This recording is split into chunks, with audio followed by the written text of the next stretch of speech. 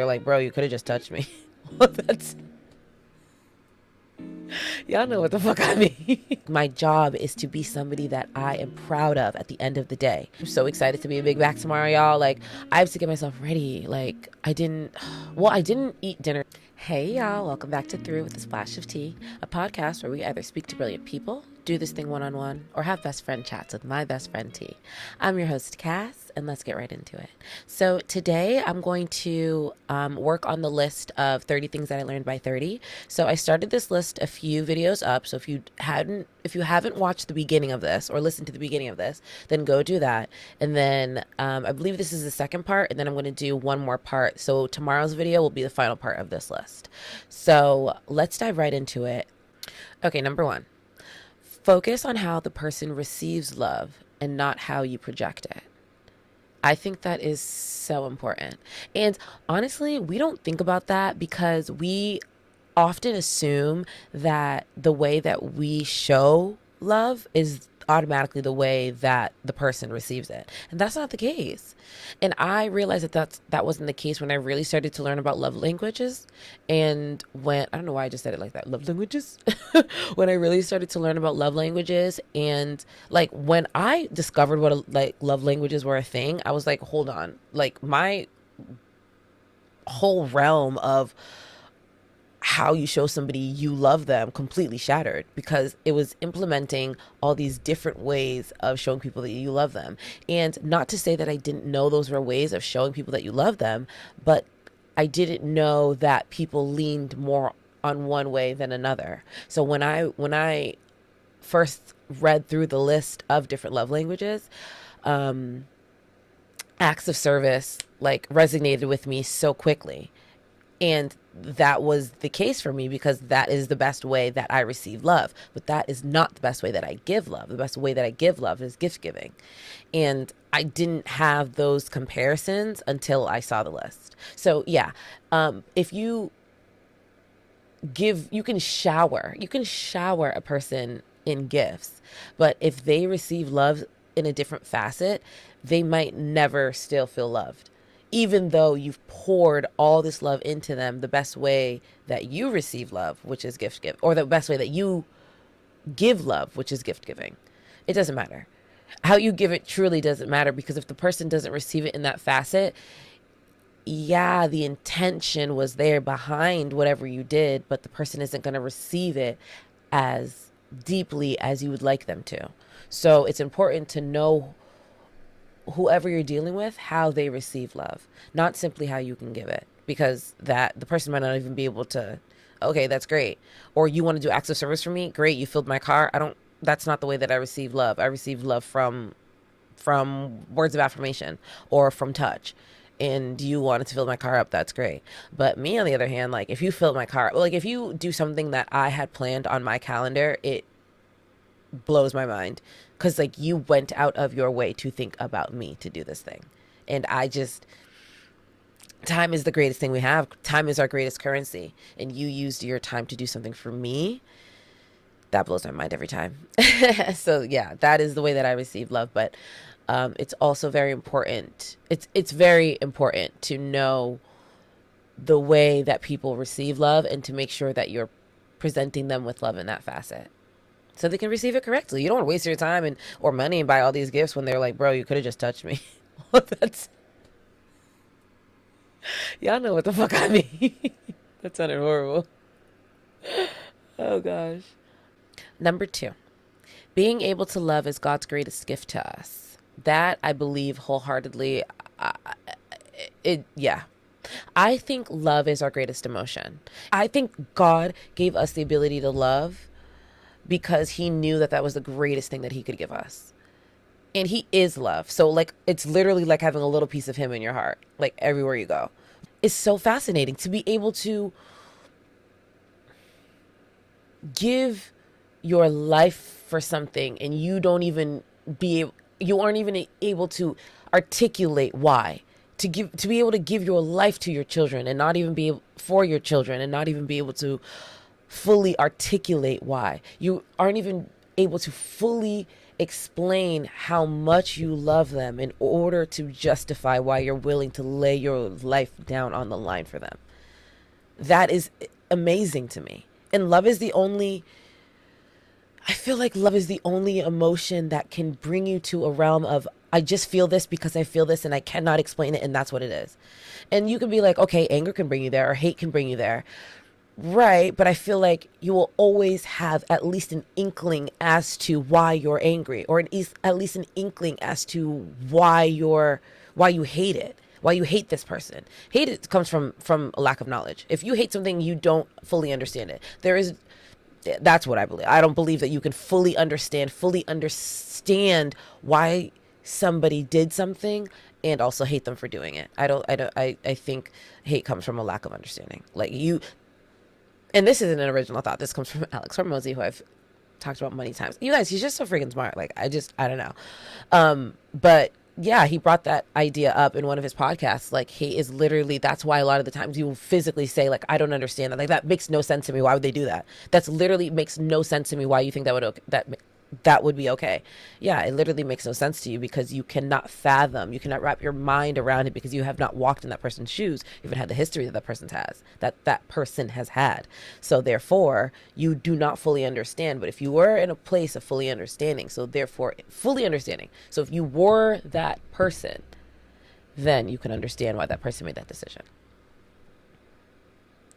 So I don't think you can ever compare love and hate. I think love, it just wins every time, and that is God's greatest gift to us, and I wholeheartedly believe that. Like, thank you for giving us that, because even in this crazy ass world where people are killing each other, or people are never, like, rarely nice or whatever, there is still, love will always peek through, love will always shine. Like during COVID, like, just people wanting to unify, people wanting to pour all over each other, people wanting, like, yearning for one another, and you really, really saw it during COVID. And yeah, love is just fucking everything. Like, oh, just so good.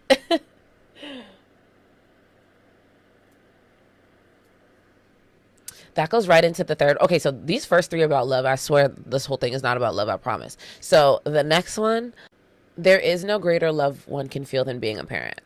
I wholeheartedly believe that. I think the greatest physical gift God gave to us were children. Like your kid, like, that's literally you, right? It's half you and half your spouse. I think that there is nothing greater than that you can feel than that. And this is coming from somebody with no kids and currently has no desire to have children. I think, like, and completely okay with missing out on the greatest love I can ever, like, yeah, I'm okay with that. But I wholeheartedly believe that the greatest, deepest love that you can feel is for your child, because it's you, right? It's your heart walking around in the world.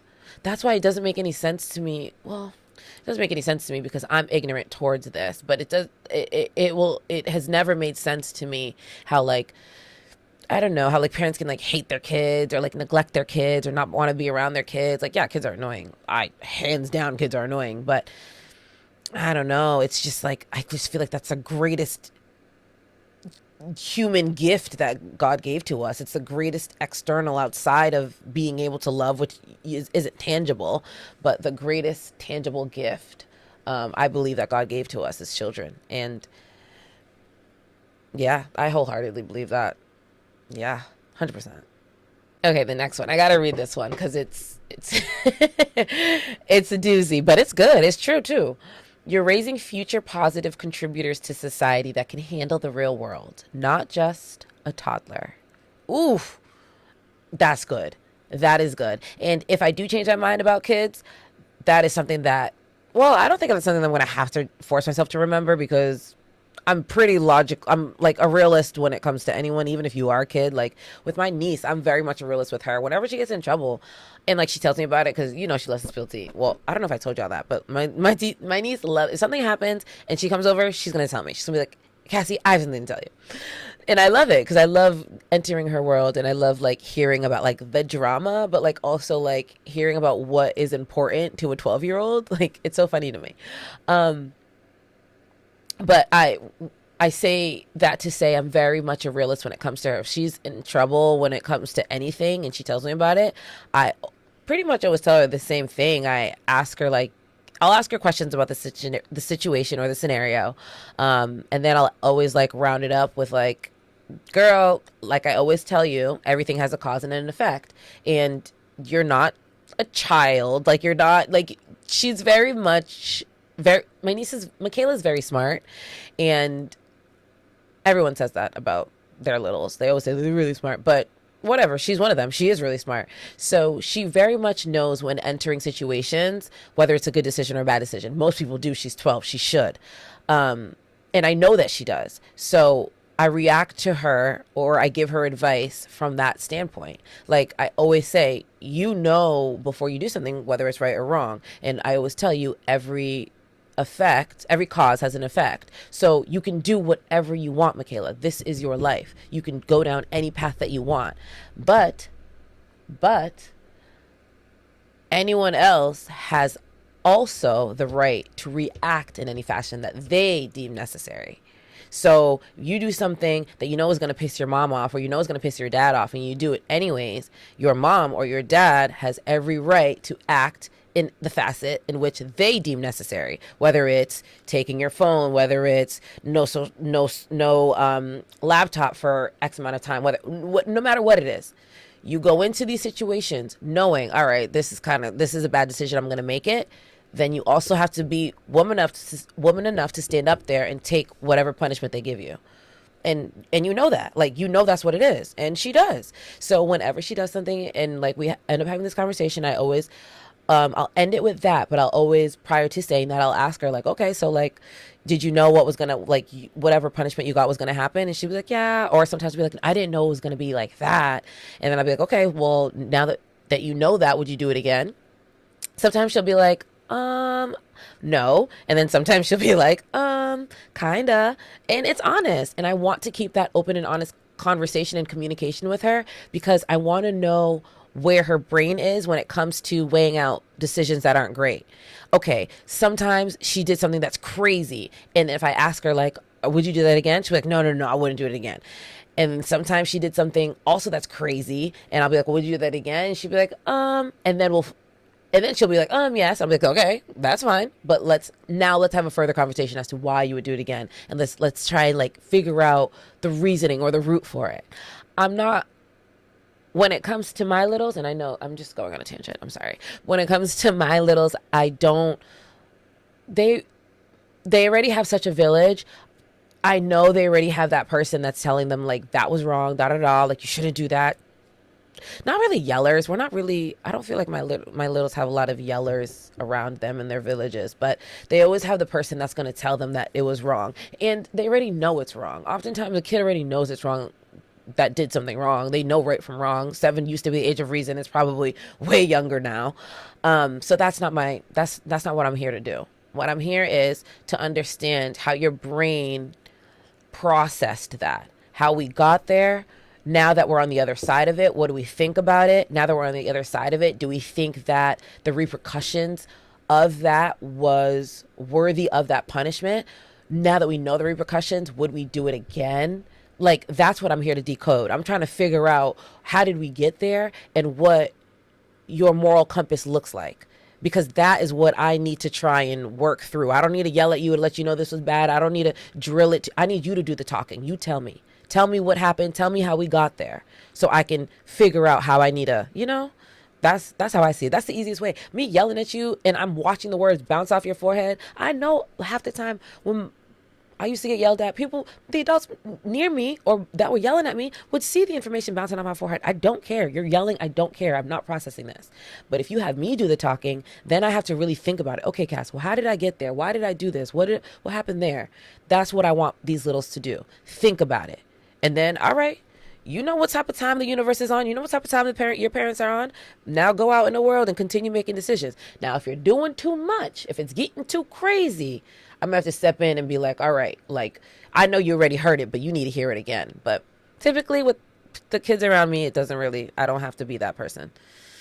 I say all that to say, you're raising future positive contributors to the world. You are not simply raising a toddler or a 12-year-old or a 13-year-old or a 7-year-old or a 5-year-old or a 6-month you're raising positive contributors to the world. So do your best and try and figure out what they think about and how their thoughts come to fruition. I think that is really important to try and get to the root, because if you try and get to the root of like why you came to that decision, then you can try and fix it from the base. But to attack it from the sense of this is wrong, this is wrong, this is wrong, from such an external sense, it's really hard to try and get somebody to listen to you when you're just badgering them with what they already know, even if it is a kid. A lot of the times we want to say, oh, she's so smart, she's so advanced, da da da, but you're speaking to them as if there's still two, or there will be two forever. Like, no, give your kid the same grace that you gave them before when you're swooning about them to your friends. Give them that when you're conversing with them. Like, don't baby them just because you see them as your baby. Nah, bruh. Tell me how you got there. Tell me what your thought process was when you decided to speak out in class. All right, when it comes to your friend group, are you the leader? Do you think that somebody else is the leader? Okay, if you're not the leader, why do you think that you want to be in this person's crew or around this person if they're not making the best decisions? Do you care about school? Do you care about your teachers? Do you not care? Like, figure out what's going on in that brain. That's what I need to do. I need to know what's going on in that brain. How are you getting to these conclusions, or how are you getting to executing these bad decisions? Because I need to fix what's going on in the root. So yeah, your babies are your babies, and they will always be your babies, but they will not always be a baby. That was good. Okay, maybe not great. Your baby will always be your baby, but not always a baby. Too many words. All right, we're moving on. Okay, this next one I'm going to read as well. Try to love your spouse more than your children. You probs won't, but that'll create the foundation / united front / leadership model needed to build a happy home / family or better kids. I'm going to read that one more time without the slashes.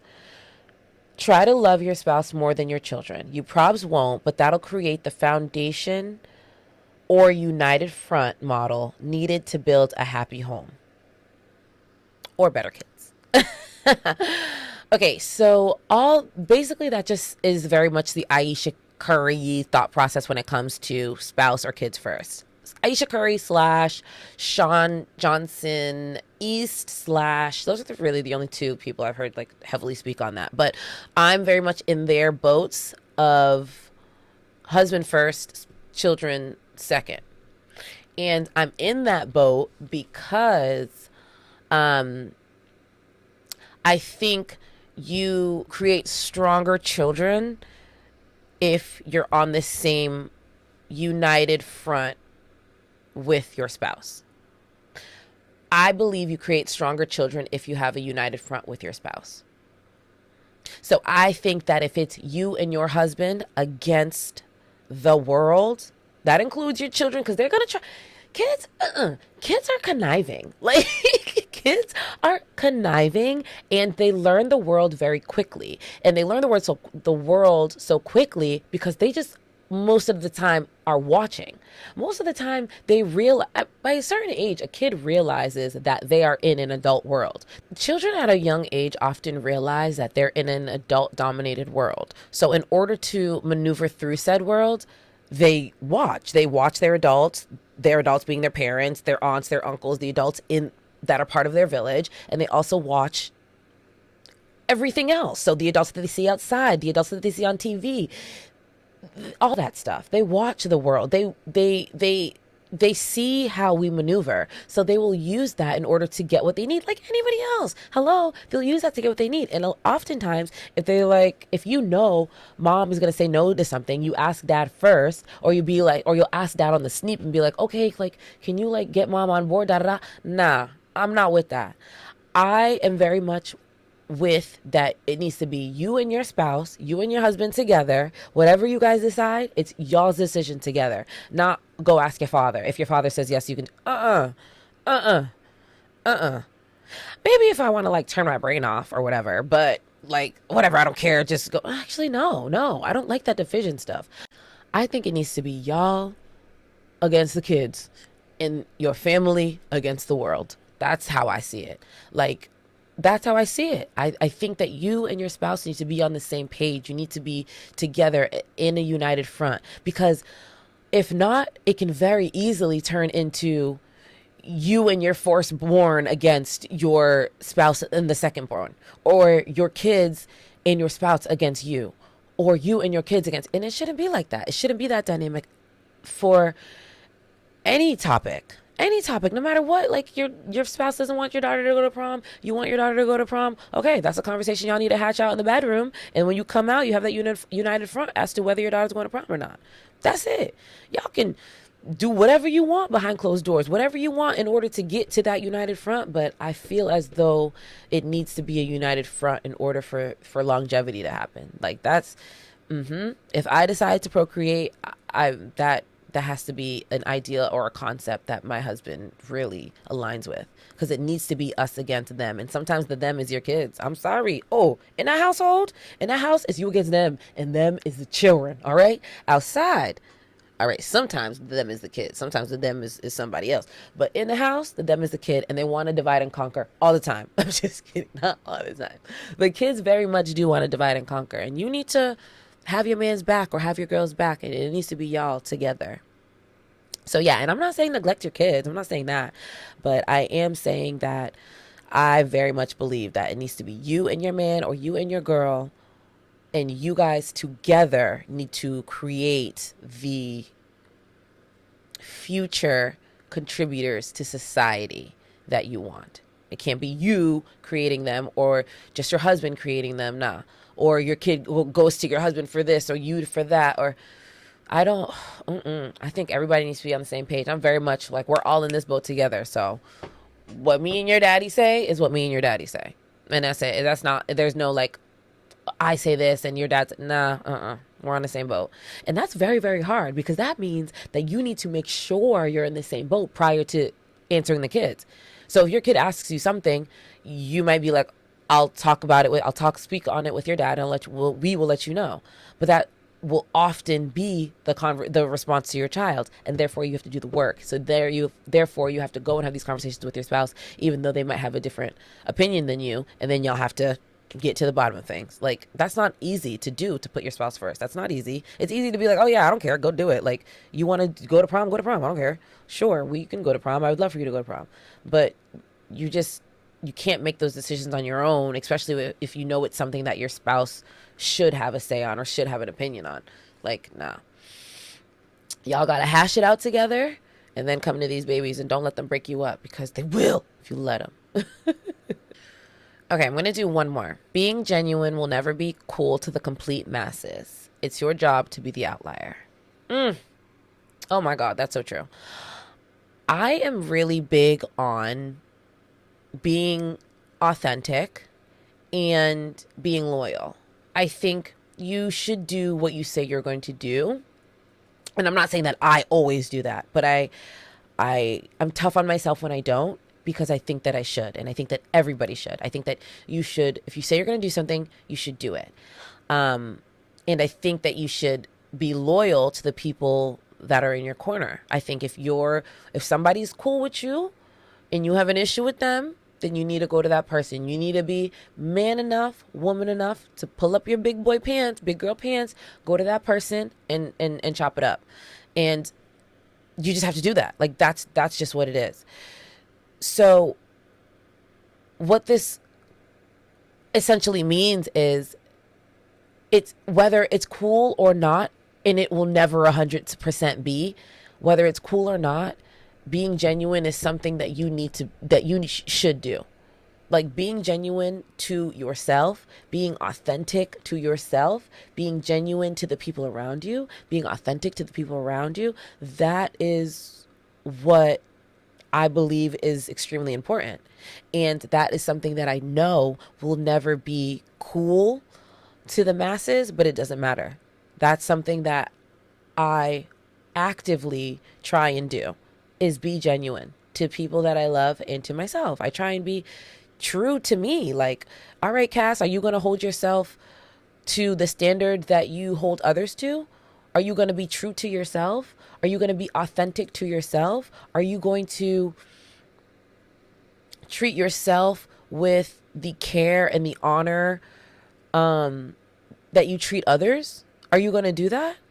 Like, you being a genuine person and doing things out of the realm of love and from the origin of simply caring for others, it will never be cool, but it is our duty. And I think as long as you see it as your duty, and as long as you walk through life with, hey, I need to be somebody that I can respect when I go to sleep at night. Like, my job is to be somebody that I am proud of at the end of the day. If you go through life trying to lean on that as best you can, then I think you'll be all set. I think you'll be okay. I think you will be okay. And I say that because a lot of people that I listen to that are successful, not just in the realm of money, but in like knowing themselves and like getting or like working through their past traumas, or people that I know that have garnered true success, have beautiful families, and you don't really know what goes on behind closed doors, but are proud of who they are, or actively try and be better versions of themselves all the time. They often say that being genuine or being a good person has helped them garner that success. Like, staying genuine, staying true, doing things that are more positive than negative, like just really, really trying your best in order to be a genuine, positive contributor to society has helped people enter spaces that they never believed, that they never thought that they could. Like, they saw it, but they never really could truly believe that they could be there. Being a genuine person, being a nice person, being somebody that puts other people first sometimes, that has been what has allowed them to elevate financially, emotionally, spirit, like all of that. And these are successful people, like, by all those categories of success, but in the financial realm, they are successful. Like, they are well off. Like, they don't have to worry. And oftentimes the reoccurring theme I keep hearing is walking through life as best you can to be a good person, and to give and to give and to pour into and to really do things with a good heart. That's what they're saying. And it's not just like one person saying it or two people are saying it, or it's like corny people. Like, no, like, that's what successful people are saying. So, okay, you ain't got to, listen, you ain't got to tell me something 1,300 times for me to understand that it works. I just got to hear from a few million billionaires, not a few million billionaires, but a few millionaires, a few billionaires, and I'm running with it. What, nah, I just got, yeah. And these aren't people that are just financially wealthy. These are educated people. So yeah, I'm listening to you. I'm listening to you. And what they're saying out there is that pouring into others is low-key not even low-key, is one of the secrets. So I'm going to continue to pour into others as best as I can, and keep opening doors for others as best as I can, and keep trying to change people's lives as best as I can in any realm that I can in any facet that I can, and see where this takes me, because that's what they're saying you had to do, is be a good person and love people and lead with love. Oh, I got that. Oh, that's easy. I got it. Duh. So that was the last one I'm going to do for this video. I'm going to hop right into the next ones. I'm going to film that right after this. But so yeah, that was our second to last 30 things I learned by 30. That one was really love focused, but love is so important that I'm not even mad at it. But yeah, that was love, children, spouse. That was very much focused there, but I like that. So I'm going to end it there. I'm just trying to think if there's anything that I need to update you guys on, but I'm not going to do it. I was going to say I'm not going to do it on this video. I'm going to do it on the next one, but that's not fair. I should do it on this one, but I don't think that there's much that I have that's new. Oh, I'm going to the Big E tomorrow. Which I'm really excited about. I'm going to do one of those, Oh shoot, I never posted the blessing bags video. But I never posted the blessing bag video because I didn't make the blessings bag yet. Cuz I was thinking that I wanted to make the blessing bags on this video, like during, like build the bags while I'm doing this, but I can multitask, but sometimes I get really distracted, so I don't know how that's going to work. And I have the mic, so I don't know if I'm going to do that. So that's why I haven't posted the blessing bag video on TikTok yet. But I only mentioned that because I'm going to post, I know I'm going to post a Big E video, like everything I ate at the Big E. So if you are interested in food, you should watch that. But even if you're not interested in food, you should watch that just to watch it. So if, yeah, so look for that next week if you follow me on TikTok, because I'm not going to post, I don't think I'm going to post it this week. We'll see. Either this week or next week. You'll see. But I'm going to do like all the food I ate at the Big E. I'm so excited to be a big back tomorrow, y'all. Like, I have to get myself ready. Like, I didn't eat dinner tonight. So I won't eat after this. And then I just won't eat tomorrow during the day. And then I'm going to go to the Big E and like try everything, because I just want to eat everything. I haven't been before. So this is my first time. I need to film this next video. All right. Thank you for watching if you watched. Thanks for listening if you listened. Through with a Slash of Tea podcast can be found every Tuesday, Wednesday, Thursday on all streaming platforms and YouTube. Thanks, guys. Bye.